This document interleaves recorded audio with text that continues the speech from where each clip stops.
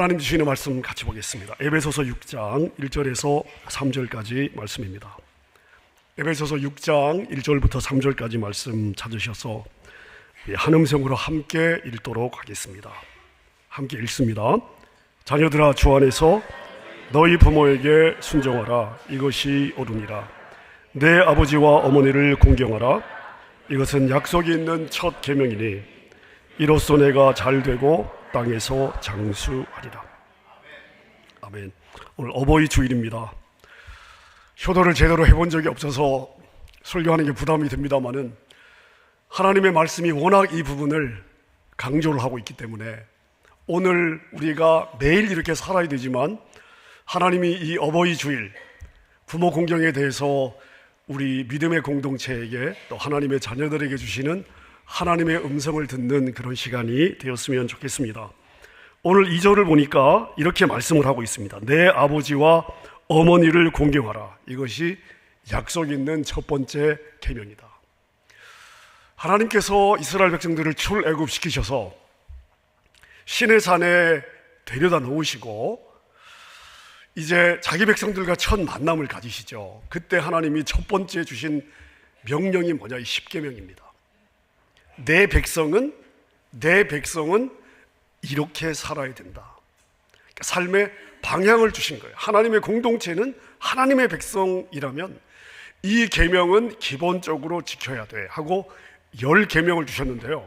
이 10계명 중에 4계명은 우리 인간과 하나님과의 관계에 대해서 우리가 알아야 되는 내용이고 나머지 6계명은 인간 상호 간의 관계에 대해서 이야기를 하고 있습니다. 그러니까 5제부터 10번째 계명까지는 인간 관계인데 이 6계명 중에 첫 번째 이 5번째 계명이 뭐냐? 부모를 공경하라. 이 부모 공경에 관한 계명입니다. 혹시 6번째 계명이 뭔지 아십니까? 네, 6번째 계명은 살인하지 마라, 그 다음은 거짓말하지 마라, 뭐 이런 계명들이 이렇게 연결이 되어 있는데요. 여러분 한번 생각해 보세요. 세상은 예를 들어 부모를 공경해라, 살인하지 말고 거짓말하지 마라, 이웃을 거짓 증거하지 말고 이웃의 것을 탐하지 마라, 이런 그 계명들 중에서 세상의 학문은 세상은 무엇을 더 강조하죠? 살인하지 마라, 거짓말하지 마라. 여러분, 이러한 것들을 부모 공경보다 훨씬 더 많은 빈도로 강조하지 않습니까? 하나님은 모든 인간관계 가장 중요한 것은 뭐냐? 부모 공경이다. 부모를 공경해라. 이렇게 말씀을 하고 있습니다. 자, 우리 하나님이 이 부모 공경을 모든 인간관계 첫 번째로 이렇게 강조하는 이유가 뭘까? 여러분, 우리가 인간이 태어나서 첫 번째 맺는 관계가 누구죠? 부모와의 관계입니다. 부모를 사랑하지 못하는 사람이, 부모를 이해하지 못하는 사람이, 부모를 용납하지 못하고 존중하지 못하는 사람이 다른 인간 관계에서 나와 전혀 다르고 그런 다른 사람을 이해하고 용납하고 사랑하고 존중하게 될까요? 인간관계의 가장 출발점이 되는 부모 공경이 되어야, 그 부모를 이해하고 사랑하고 존중하는 것이 되어야 다른 인간관계도 되는 것이죠. 그리고 부모가 없이 우리의 존재가 가능하지가 않잖아요. 부모님이 계시니까 우리가 이렇게 인간으로 존재하는 것이 아닙니까? 자, 그러니까 부모 공경은 우리 모든 인간관계의 파운데이션, 그리고 출발점이다. 하나님은 모든 인간관계에 제일 먼저에 무엇을 강조하고 계시냐?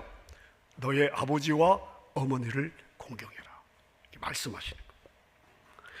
자, 근데 오늘 우리 에베소서 본문도 그렇습니다만은 원래 주셨던 이 출애굽기 20장에 있는 10계명, 그 중에 5번째 이 부모 공경에 대한 계명을 우리가 출애굽기에 건너가서 보게 되면요, 내 아버지와 어머니를 공경하라 라고 말씀을 하시는데 그 아버지와 어머니 앞에 어떤 단서나 조건이 없어요. 가령 예를 들어서 너의 부모가 인격적이고 좋은 성품을 가졌다면 공경해라.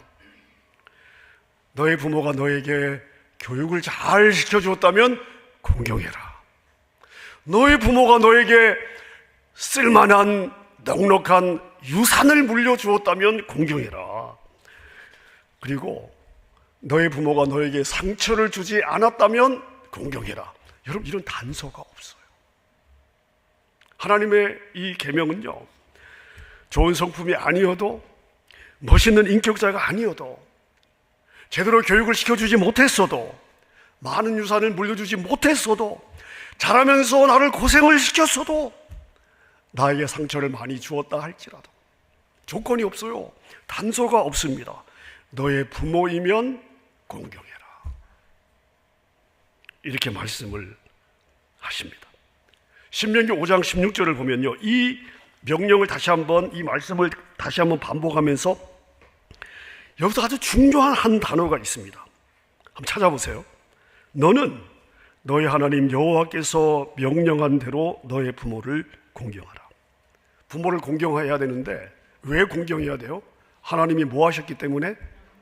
명령하셨기 때문에. 그러니까 부모 공경은 선택사항이 아니다.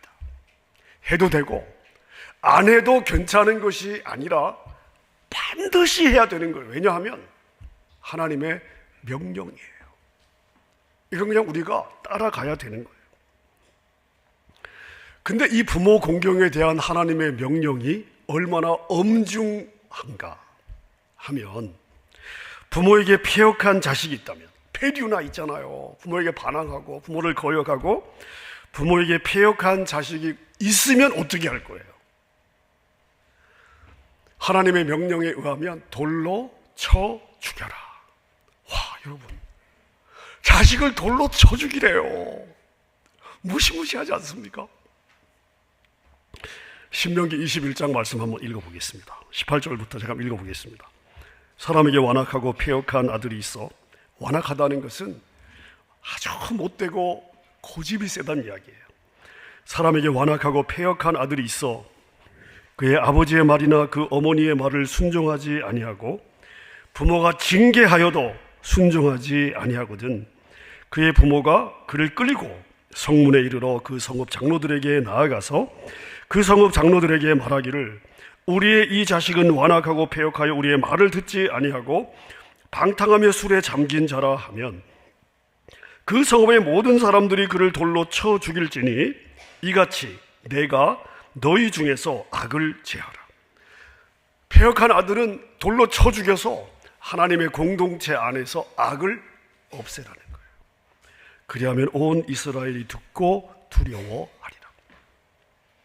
우리가 성경을 보면 돌로 쳐 죽이라고 명령하는 몇 가지 죄가 있어요. 하나가 부모를 거역하는 죄고요, 또 하나가 안식일을 범하는 죄고요, 또 하나가 간음하는 죄예요. 이런 죄를 범하면 쳐 죽여서 하나님의 공동체 안에서 악을 제하라고 하나님이 말씀을 하세요. 실제 민수기 15장을 보면 안식일에 산에 가서 나무를 하다가 잡혀가지고 돌에 맞아 죽는 사람의 이야기가 있습니다. 요한복음 8장을 보세요. 예수님 당시에 이 유대인들이 간음하다 잡힌 여인을 데리고 예수님께 와서 죽일까요 말까요? 예수님께 이제 예수님을 테스트하려고 물어봤다는 이 기록 자체가 그 당시에도 간음하다 잡히면 돌로 쳐 죽였다는 이야기거든요. 자, 그런데 여러분 성경을 보세요. 패역한 아들을 돌로 쳐 죽여라. 명령은 있어요. 자, 그런데 패역한 자식이 돌로 맞아 죽었다는 기록이 있습니까? 없습니까? 성경 통독 안 하십니까? 여러분, 저는요, 창세기부터 요한계시록을 아무리 두 눈을 부릅뜨고 찾아봐도 패역한 자식을 돌로 쳐 죽이라는 명령은 있지만 그 패역한 자식이 돌에 맞아 죽었다는 기록은 저는 찾을 수가 없어요. 기록이 없습니다. 자, 그러면 이스라엘 사회에 패역한 자식이 없었을까요? 패역한 자식이 없는데 왜 돌로 쳐 죽이라고 성경이 이야기를 하고 있을까요? 패역한 자식이 있었습니다.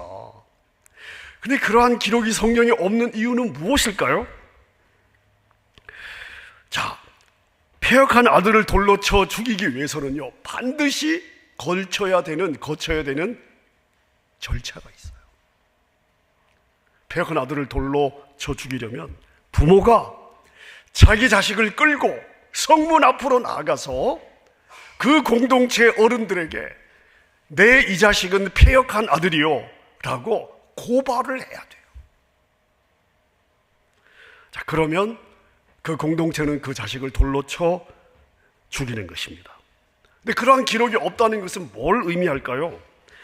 자식이 아무리 패역해도, 자식이 아무리 부모를 거역해도, 자식이 아무리 부모에게 반항을 해도, 자식이 아무리 패륜하라 할지라도 이 사실이 알려지면 돌에 맞아 죽는 걸 아는 부모가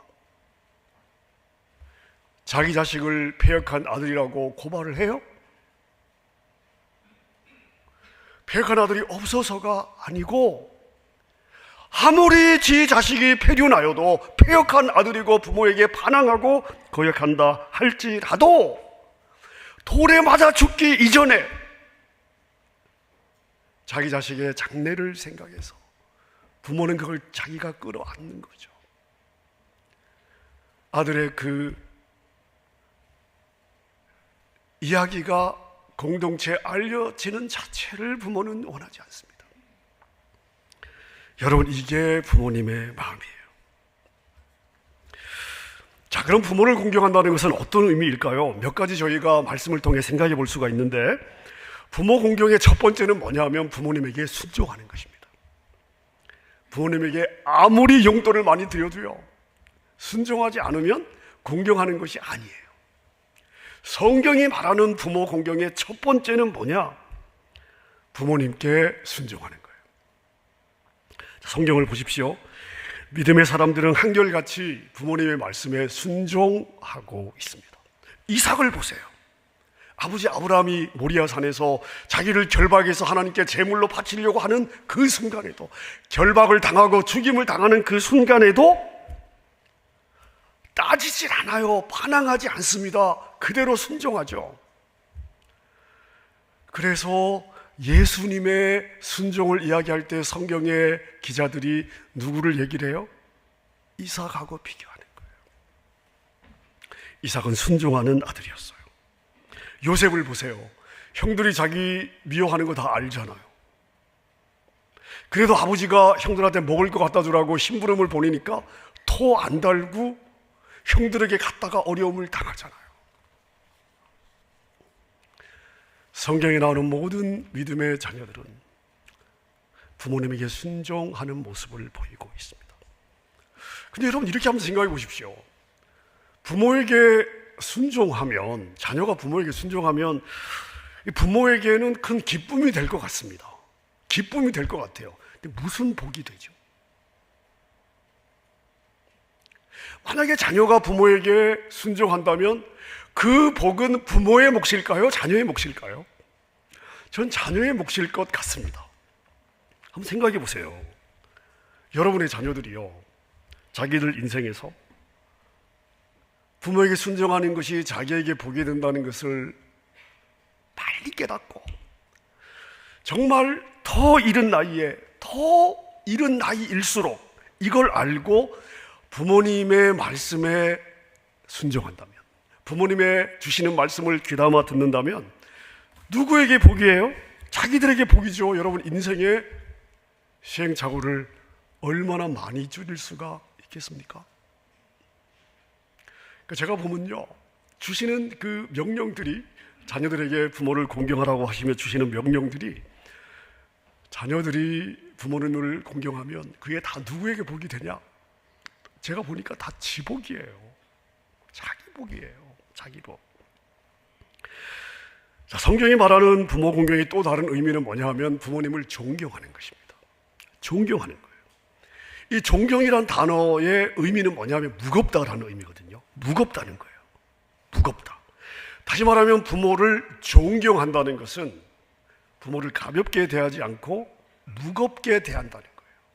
존중이 여긴다는 의미가 되는 것이죠. 성경에 보면 아주 좋은 예가 하나 남아 있습니다. 자, 솔로몬이 어린 나이에 아버지 다윗의 뒤를 이어 왕이 되죠. 자, 왕이 되고 얼마 지나지 않은 때에 어머니 밧세바가 이제 뭔가 청탁할 게 있어가지고 솔로몬을 찾아옵니다. 자, 이때 왕이었던 솔로몬이 어머니를 어떻게 영접을 하는지를 성경이 기록하고 있어요. 자, 열왕기상 2장 19절을 제가 한번 읽어보겠습니다. 밧세바가 아도니아를 위하여 말하려고 솔로몬 왕에게 이르니 솔로몬이 어떻게 해요? 일어나 영접하여 절한 후에, 와, 여러분 절차를 보세요. 일어나 영접을 하고 그 다음에 절을 한 후에 자기가 의자에 앉으면서 어머니를 위하여 자리를 베푸는데 자기의 어디에 앉혀요? 오른쪽에 앉게 합니다. 여러분, 예수님이 승천하셔서 하나님 보좌 왼편에 앉으세요? 오른편에 앉으세요? 성경이 왜 오른편이라고 이야기를 할까요? 여러분, 이 유대의 전통에서는요, 왕이 가장 소중하게 생각하는 그 사람을 자기의 오른편에 앉혔습니다. 자, 그러니까 솔로몬이 밧세바를 오른편에 앉혔다는 것은 그만큼 어머님에 대한 무엇이 있었다? 예우와 존중하는 마음을 표현한 것이다. 자, 그래서 잠언 23장 22절을 보면 우리 같이 한번 읽을까요? 시작. 너를 낳은 아비에게 청종하고 내 늙은 어미를 경히 여기지 말지어다. 청종이 뭐예요? 청종이 뭐죠? 내 귀를 열고 듣는 거예요. 부모님이 똑같은 이야기 3번만 하면 안 듣잖아요. 청정. 어떤 분이 그러시더라고요. 부모님을 만나면 똑같은 이야기, 했던 얘기 또 하고, 했던 얘기 또 하고, 했던 얘기 또 하고, 한 150번은 들은 것 같아가지고 이렇게 생각을 했는데요, 부모님이 돌아가시고 나니까 그 이야기가 너무 그립대요. 여러분, 부모의 공경, 존경하는 중요한 길은 뭐냐 하면 귀를 열고 들어드리는 거예요. 똑같은 이야기를 또 해도 귀를 열고 들어드리는 것. 내 늙은 어미를 가볍게 여기지 마라. 무게를 두고 가치를 둬라. 자, 여러분, 그래서 부모를 공경한다는 것은 첫 번째 뭐예요? 순종하는 거예요. 두 번째는 뭐예요? 존경하는 거예요. 무겁게 존중한다는 의미가 되는 거죠. 자, 이 부모 공경을 하나 더 우리가 생각해 본다면, 부모를 공경한다는 것은 어떤 의미냐 하면 부모님의 허물을 덮어주는 거예요. 허물을 덮어주는 거예요. 자, 여러분이 잘 아는 노아 이야기를 한번 생각해 보십시오. 노아는 당대의 의인이었어요. 모든 사람들이 심판을 받는 과정에 하나님의 완픽으로 선택받았던 의인이었어요. 근데 이 노아도 실수를 하잖아요. 하루는 포도주에 취해 발가벗고 자는 그런 그 모습을 보여주었는데, 여러분 생각해 보세요. 노아가 평소에 그랬겠어요? 늘 그랬겠어요? 저는 아닐 것 같거든요.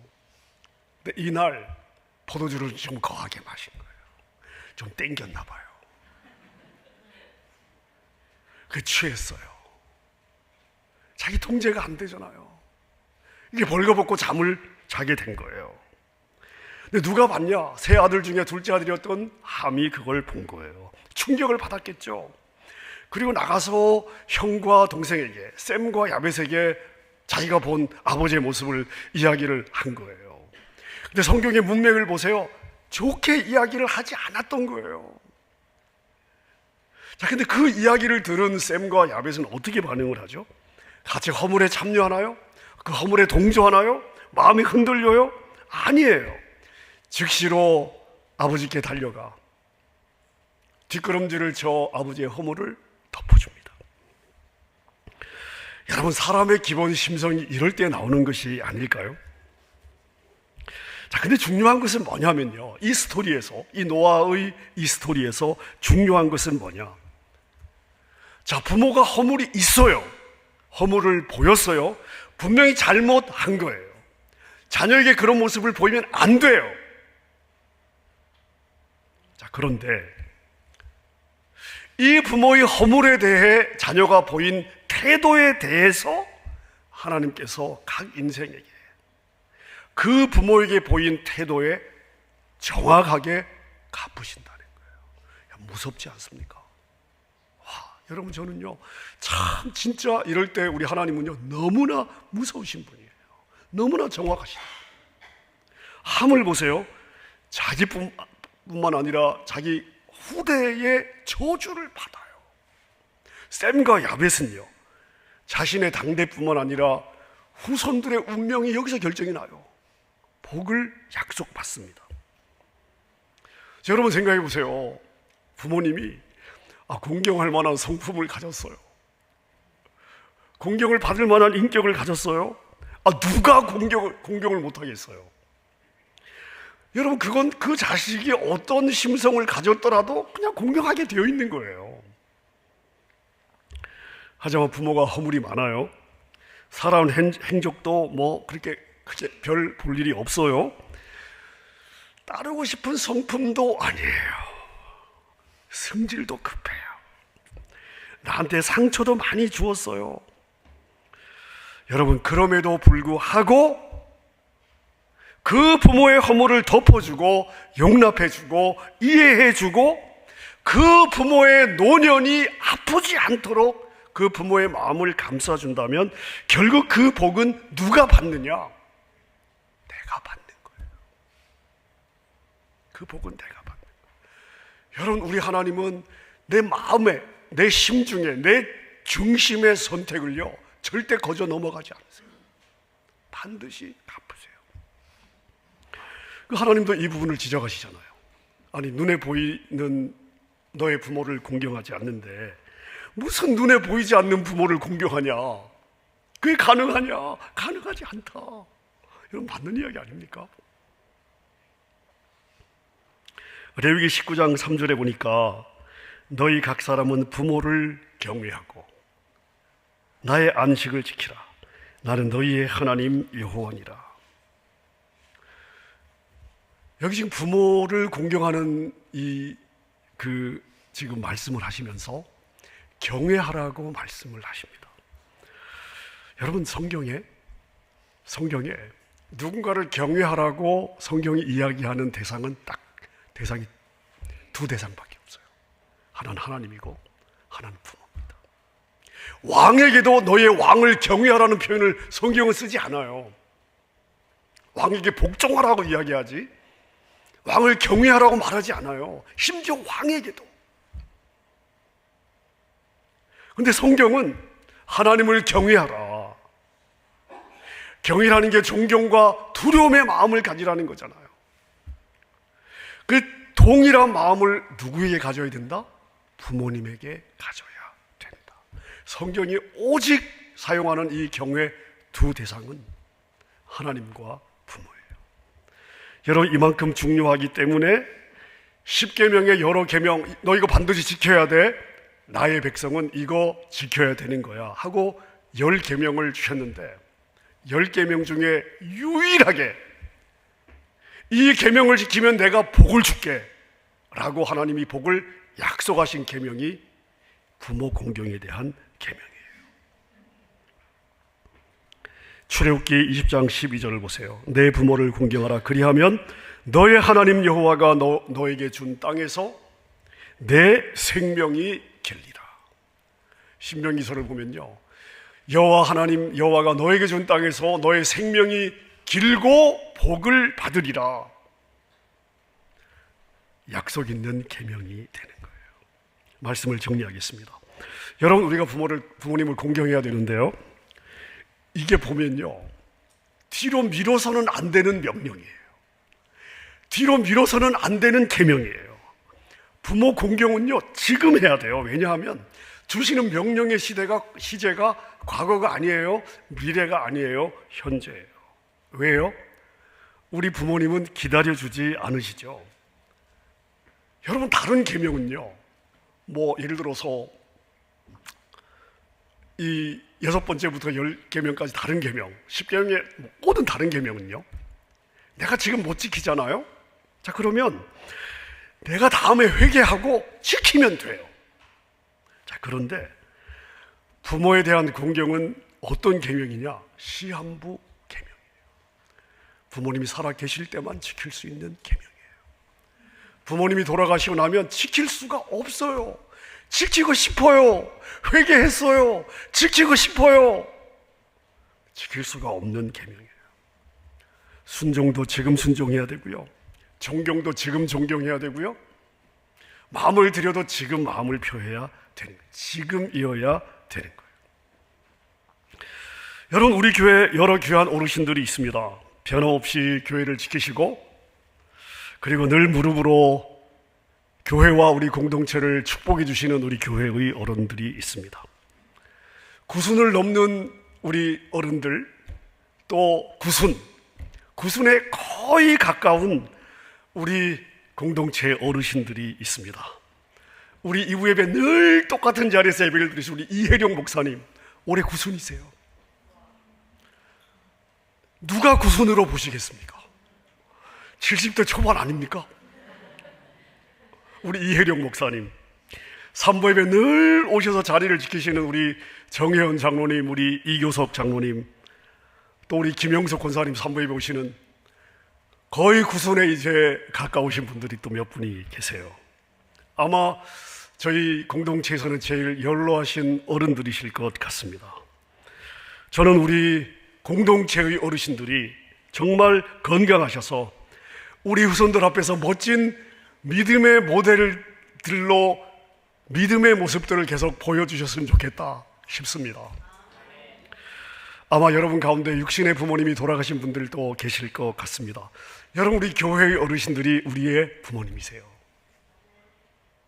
하나님이 우리로 하여금 육신의 부모님 먼저 데려가셨지만 우리로 하여금 우리의 영적인 부모님들, 영적인 어르신들을 공경하라고 말씀을 주시는 거예요. 왜냐하면 우리 공동체가 하나님의 가족이잖아요. 우리 부모님들, 어르신들을 늘 따뜻한 마음으로 축복해 주시고 존경해 주시고 그리고 챙겨주시면 공동체의 복이 되고 또 여러분에게 복이 될 줄로 믿습니다. 여러분, 이런 하나님의 가족, 공동체가 되는 우리 교회, 또 여러분의 가정이 될 수 있기를 주님의 이름으로 축복합니다. 이 시간 우리 부모님들의 사랑과 은혜를 기억하면서 우리 어머니 노래 같이 한번 고백했으면 좋겠습니다. 우리 찬송가에 나온 어머니 노래, 우리 찬양대손을 너무 잘 표현해 주셨고요. 나실주의 괴로움 다 잊으시고 우리 함께 고백하도록 하겠습니다.